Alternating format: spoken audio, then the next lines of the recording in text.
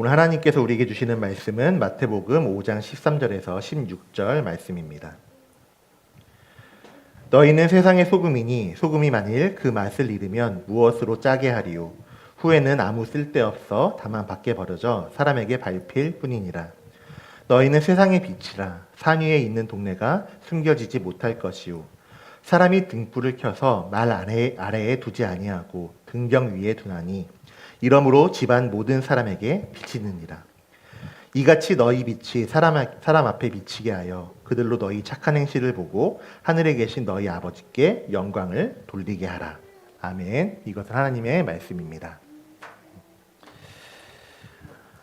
지난 금요일부터 추석 연휴, 굉장히 긴 2025년 추석 연휴가 시작됐죠. 우리 학생들 또 어린이들은 뭐 재량 휴업일 때문에 일주일 넘게 학교를 쉬고 한 10일 정도 아마 휴일인 것 같습니다.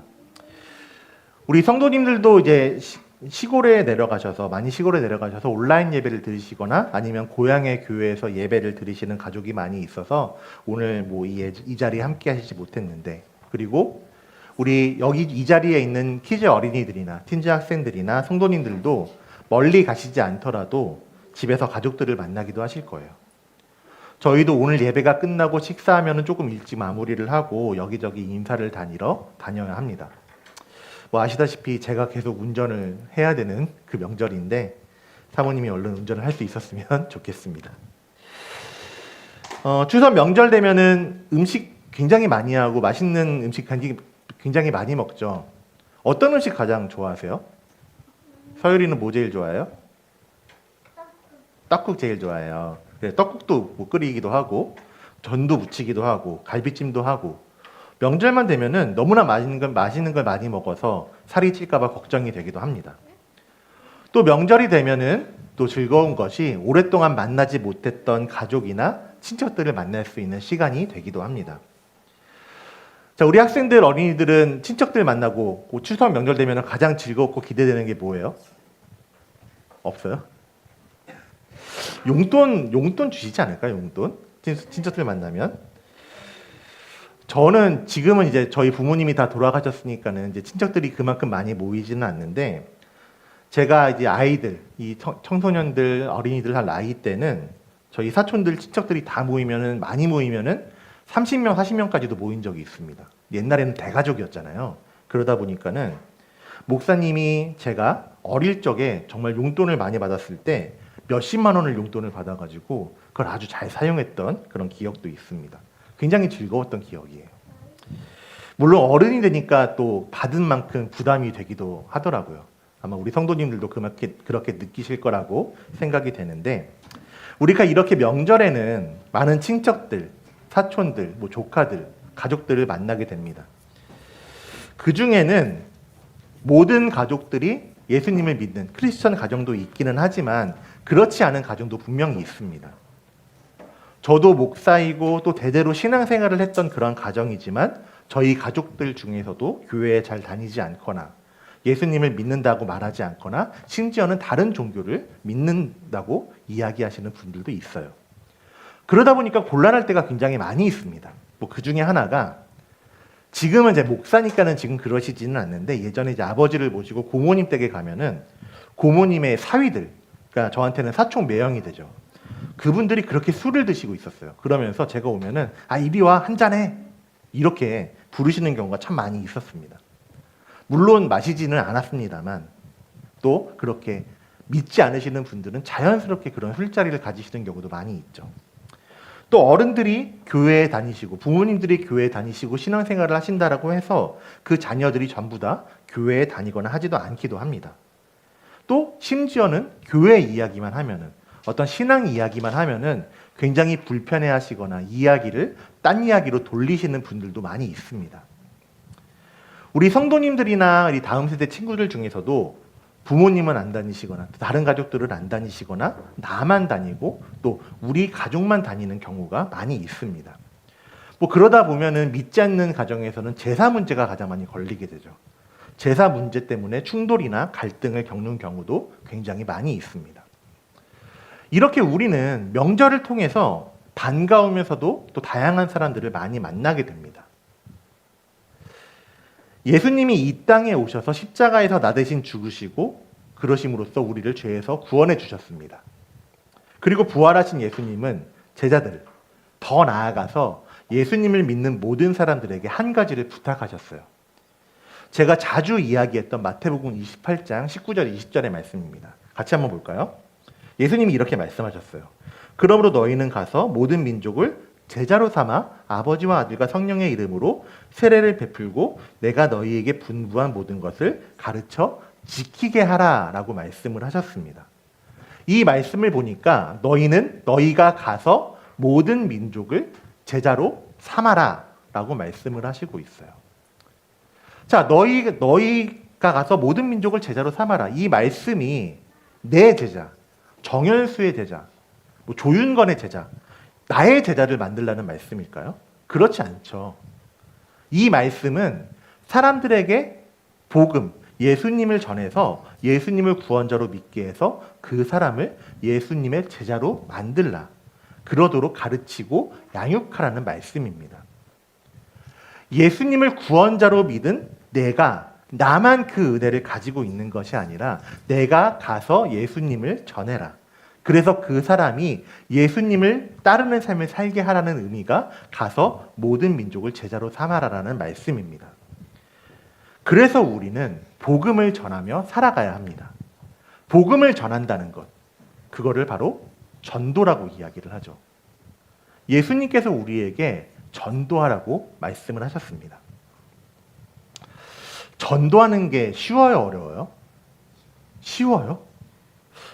저는 목사님은 좀 어려워요. 저는 전도가 굉장히 어려운 사람 중에 하나입니다. 특히 지금 시대가 더 그런 시대인 것 같아요. 예수님을 전하는 일, 전도하는 일이 굉장히 어려운 시대입니다. 전도에도 여러 가지가 있죠. 여러 가지가 있지만 특히 길거리에서 지나가는 사람들에게 전도지를 나눠주면서 하는 노방 전도를 사실 많은 사람들이 불편해합니다. 우리 교회도 올해 2번 정도, 3번 정도 노방 전도를 함께 나갔고 또 가능역에 나가면은 비가 오나 눈이 오나 날씨가 덥나 춥나 평일이든 주말이든 열심히 전도하시는 다른 교회 목사님이나 성도님들도 계십니다. 이런 노방 전도가 잘못됐다, 틀린 방법이다라는 이야기는 절대로 아닙니다. 그렇지만 지금 시대의 사람들이 이 노방 전도를 불편해하는 것은 사실입니다.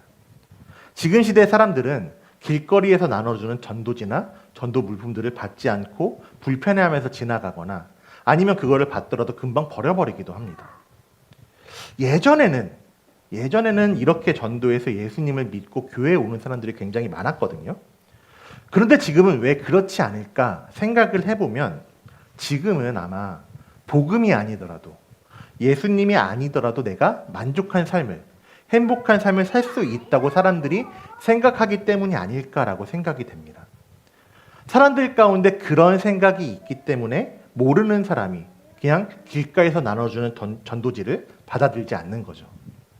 또 물론 지금 시대가 개인주의, 개인화 시대이기 때문에 그런 것을 불편해하는 사람들도 분명히 있을 겁니다. 그래서 최근에 우리가 복음을 전하는, 전도하는 또 하나의 좋은 방법으로서 관계전도라는 방법을 많이 사용합니다. 관계전도라는 것은 말 그대로 나와 관계 있는 사람, 우리 가족이나 친구나 이웃들에게 복음을 전하는 전도 방법이에요. 우리 어린이들, 학생들, 또 성도님들 중에서도 가족을 통해서, 친구를 통해서 교회에 오게 되고 그로 인해서 예수님을 나의 구원자로 믿게 된 사람들이 있습니다. 저도 마찬가지예요. 모태신앙이었지만은 옛날에 어릴 때는 교회에서 그렇게 열심히 도망쳐 다니다가 저희 어머니를 통해서 교회에 다시 오게 되고 복음을 통해서 은혜를 받게 되고 지금 이렇게 목회자가 되기도 했습니다. 물론 앞서 말씀드렸던 노방전도도 반드시 필요합니다. 지나가는 사람들에게, 모르는 사람들에게 전도지를 나눠주면서 전도 물품을 나눠주면서 복음을 전하는 일도 굉장히 중요하고 귀한 일이지만 나와 관계 있는 사람들, 내 가족들, 친구들, 이웃들, 내 주변의 사람들에게 복음을 전하는 전도의 방법이 효과적이기도 하고 또 반드시 필요한 일이기도 합니다. 우리는 가족의 구원, 내 친구의 구원, 우리 이웃의 구원을 위해서 같이 기도하면서 전해야 하는 사명을 가지고 있습니다. 자, 그러면 생각해 볼게요. 그러면 우리가 이제 추석 명절을 보내게 되는데 이번 추석에 가족들, 친척들을 오랜만에 만나서 내가 예수님 믿으세요, 교회 다니세요 이렇게 말하면은 복음이 전해지고 그 복음을 듣는 우리 가족들을 전도할 수 있을까요? 안타깝지만 쉽지 않을 겁니다. 거의 불가능에 가깝다고 저는 생각이 돼요. 어쩌면은 야, 다들 모여서 재미있게 놀고 있는데 잘 이야기하고 있는데 왜 쓸데없는 이야기를 해? 이러면서 혼이 나거나 타박을 들을 수도 있을 겁니다. 또 아무리 복음을 이야기하고 교회에 같이 다니자라고 이야기를 해도 한 귀로 듣고 한 귀로 흘려버리는 경우도 있을 수 있습니다. 물론 그렇게 이야기하는 게 다 실패하지는 않을 거예요. 그렇지만 어려운 일임은 분명합니다. 하지만 우리가 그렇게 말하는 것만이 전도는 아닙니다. 하나님께서 우리에게 복음을 전해라, 전도해라 라고 하신 거는 야, 그냥 네가 말로 전해, 예수님을 믿으라고 말해, 이렇게 말씀하시는 것이 아닙니다. 예수님이 가서 모든 민족을 제자로 삼아라, 전도해라, 복음을 전하라는 것은 그런 의미가 아니라 더 넓은 의미를 가지고 있습니다. 우리 베드로전서 2장 12절 말씀 같이 한번 볼까요? 한 목소리로 좀 읽어보겠습니다. 시작. 너희가 이방인 중에서 행실을 선하게 가져 너희를 악행한다고 비방하는 자들로 하여금 너희 선한 일을 보고 오시는 날에 하나님께 영광을 돌리게 하려 함이라. 이 말씀에서 이방인이라는 표현이 나오는데요. 이방인은 다른 나라 사람들을 이야기하지 않습니다. 다른 지역에서 온 사람들을 이야기하는 것이 아니라 하나님을 믿지 않는 사람, 예수님을 믿지 않는 사람을 이방인이라고 가리키고 있습니다. 베드로는 이 편지를 통해서 그 사람들 앞에서 행실을 선하게 가져라, 착한 일을 하라고 이야기하고 있습니다. 믿는 사람, 예수님을 믿는 사람의 착한 일을 통해서 그 사람들이 나의 삶, 나의 행동을 보고 하나님을 발견하고 하나님께 영광을 돌리라고 이야기하고 있는 거예요. 이 말씀대로 우리는 나의 입술로, 말로 하나님을 전하고 예수님을 전하는 것뿐만이 아니라 우리의 삶을 통해서, 우리의 행동을 통해서 하나님을 드러내고 예수님의 사랑을 전해야 하는 겁니다.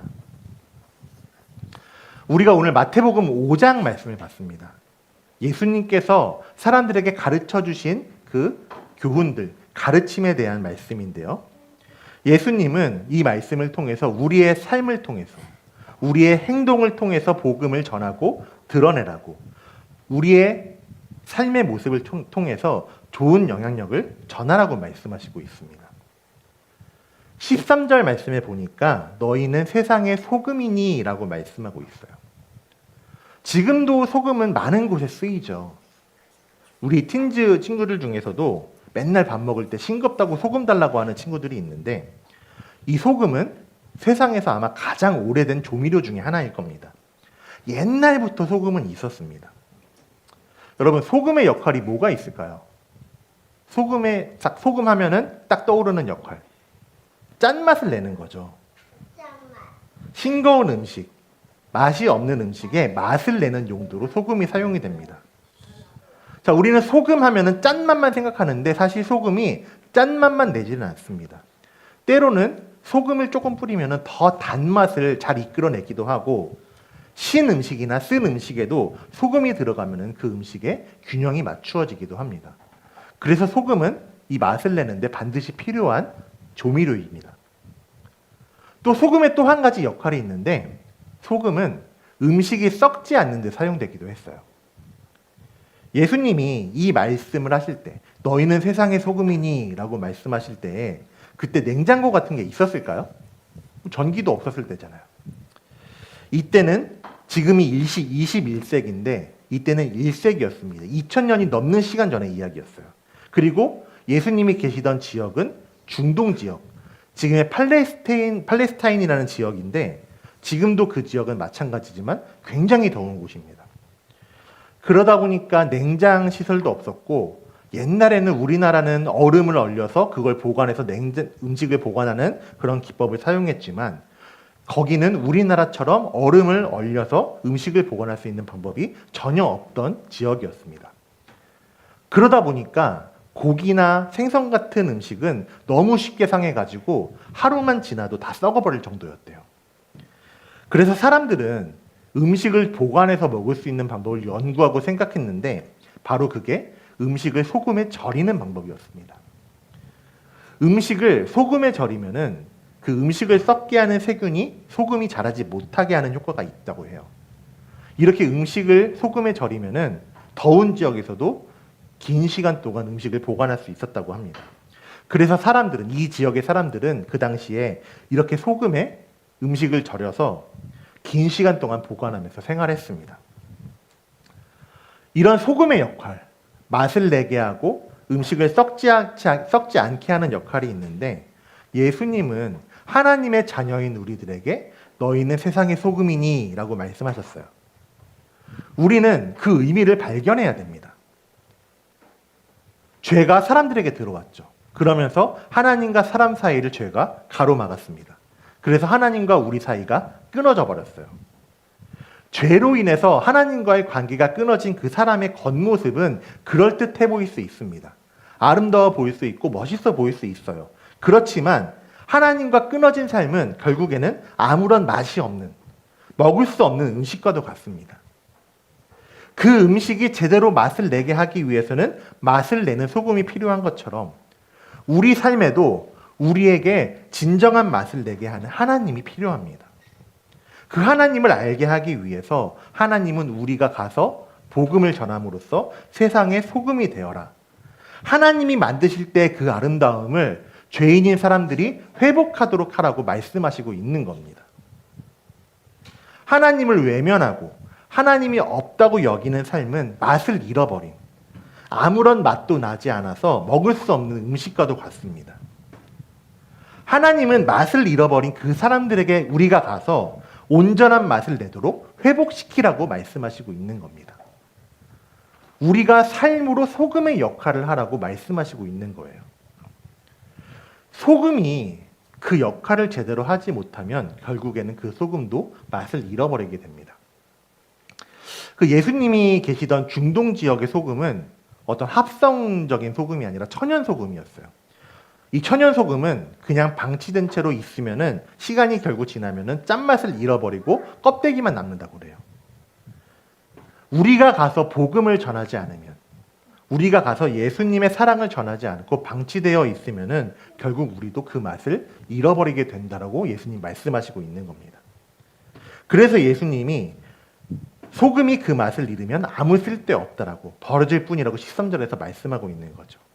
그러면서 맛을 잃지 말고 가서 삶으로 좋은 영향력을 사람들에게 전하라라고 말씀하시고 가르쳐 주시고 있는 겁니다. 원래 소금이 맛을 내는 데 쓰이는 것처럼 좋은 성분을 가지고 있고 좋은 역할을 하면서 또 음식이 썩지 않게 하는 것처럼 하나님은 이제 예수님을 믿음으로써 그 원래의 모습, 원래의 맛을 회복한 우리들에게 너희가 가서, 우리가 가서 나를 온전하게 만드신 하나님을 삶으로 전하라라고 가르쳐 주시고 있습니다. 우리가 소금의 역할로서 세상에 나아가서 그 역할을 한다라는 것은 죄인이었던 나를 이렇게 변화시키신 하나님을 내 삶으로 보여주고 드러내서 좋은 맛을 내게 하고 죄 때문에 빠지게 될 영원한 죽음에서 벗어나게 해서 썩지 않게 하라는 말씀입니다. 나의 모습, 나의 삶을 통해서 사람들은 하나님을 발견하게 될 것입니다. 내가 온전히 서고 내가 온전히 살아감으로써 사람들은 그런 나의 모습을 보고 나를 변화시키신 하나님을 궁금해하게 될 겁니다. 이 말씀처럼 하나님이 우리를 세상의 소금이라고 말씀하신 것, 그것은 바로 사람들이 온전한 맛을 회복할 수 있도록 내 삶으로 전하라는 말씀입니다. 우리가 말로도 전해야지만 나를 변화시키신 내 모습을 사람들에게 보여줌으로써 어떻게 하나님이 그렇게 하셨는가 궁금해하고 결국 그 하나님을 만나게 하라는 의미입니다. 우리도 마찬가지였죠. 원래 맛을 잃은 그런 음식과도 같은 나였습니다. 그런 나에게 누군가 복음을 전해서 하나님이 만드신 그 본래의 모습을, 원래의 맛을 회복하도록 나를 만들어주고 전해주었습니다. 그리고 이제는 우리도 나아가서 나를 통해서 내 주위 사람들이, 나를 만나는 누군가가 하나님이 만드셨던 그 원래의 맛을 내도록 전해야 한다라는 겁니다. 이게 바로 오늘 설교의 제목처럼 삶으로 드러내고 삶으로 전하는 복음인 겁니다. 자, 하나님이 우리에게 세상의 소금이 되라고 말씀하셨습니다. 그리고 이어지는 말씀에서 하나님은 또 우리에게 한 가지 역할을 하라고 말씀하고 있는데 세상의 빛이 되라고 말씀하시고 있어요. 자, 만일에 이 공간에 지금 여러 불들이 있는데 불을 다 끄면 어떻게 될까요? 어두워지겠죠. 근데 제가 여기서 성냥 하나를 탁 켜면은 이 주위는 밝아지겠죠. 하나님이 없이 살아가는 삶은 빛이 없는, 불이 다 꺼져버려서 아무것도 보이지 않는 깜깜한 어둠과도 같습니다. 사람은, 식물도, 생물은 빛이 없는 어둠 속에서는 그 어떤 것도 살아갈 수가 없습니다. 그래서 하나님이 창세기 1장에서 세상을 만드실 때에 가장 먼저 빛이 있으라, 빛을 만드셨다라고 말씀하고 있어요. 그런데 그 하나님의 빛이 인간에게 죄가 들어오면서 가려져 버리게 되었습니다. 그래서 인간의 삶이 어둠 속에 있는 것과 같은 상태가 되어버린 거예요. 그 빛을 회복할 수 있는 것은 죄의 문제가 해결되는 것뿐이죠. 빛을 가리고 있는, 하나님의 빛을 가리고 있는 죄가 사라져야지만 그 빛이 다시 비추어지게 되는 겁니다. 그리고 그 방법은 예수님을 통해서만 가능합니다. 예수님을 나의 구원자로 믿음으로써만 그 죄의 문제가 해결되고 원래의 빛이 회복되는 겁니다. 그리고 그만큼 중요한 것이 있습니다. 하나님은 예수님을 통해서 그 빛의 모습을 회복한 우리들을 우리끼리만, 너희끼리만 잘 살게 만들지 않으셨습니다. 14절 말씀 보니까 이렇게 말씀하고 있어요. 너희는 세상의 빛이라. 산 위에 있는 동네가 숨겨지지 못할 것이요. 산 위에 있는 동네가 숨겨지지 못할 거라고 말씀하고 있습니다. 이 말씀은 우리의 삶의 모습이 숨겨지지 않을 것이다. 사람들에게 보여지게 될 것이다 라는 말씀이에요. 지금 우리가 예배드리는 것, 우리가 살아가는 그 모든 모습들, 그 모습들을 사람들이 보게 될 거라는 겁니다. 사람들이 우리의 모습을 볼 때 우리는 어떻게 살아가야 될까요? 내가 예수님을 믿는 것을 숨기고 꽁꽁 숨기고 그냥 세상 사람들이 사는 것처럼, 그 사람들이 사는 것처럼 똑같이 살아가야 될까요? 그러면 안 되는 거죠. 우리는 예수님을 통해서 하나님의 빛을 회복한 존재들입니다. 그래서 그 빛을 회복한 사람들답게 온전하고 거룩한 삶을 살아가야 되고 그 삶을 사람들이 볼 수 있도록 내 온전하고 거룩한 삶, 하나님을 통해 회복된 삶을 사람들이 볼 수 있도록 해야 합니다. 하나님은 나의 삶을 통해서 사람들에게 하나님을 보여주라고, 하나님의 빛을 사람들에게 비추어 주라고 말씀해 주시고 있는 겁니다. 빛은 원래 사람들에게 보여져야 되는 거죠. 15절에 보면은 등불을 켜서 말 아래에 두지 않는다라고 말씀하고 있어요. 이 말이라는 거는 뭐냐면 옛날 그 시대에 곡식들, 쌀이나 보리를 담는 바구니를 의미했습니다. 만일 제가 여기에 플래시나 등불을 켜가지고 밝히고 있다가 바구니를 덮어버리면 어떻게 될까요? 다시 깜깜해지겠죠. 어두워질 겁니다. 만일 그게 촛불이거나 등불이면은 그 불이 꺼져버릴 수도 있어요. 등불은 지금 우리 머리 위에 형광등이 있고 조명이 있는 것처럼 높은 곳에 있어서 방 안을 비춰야 되는 거죠.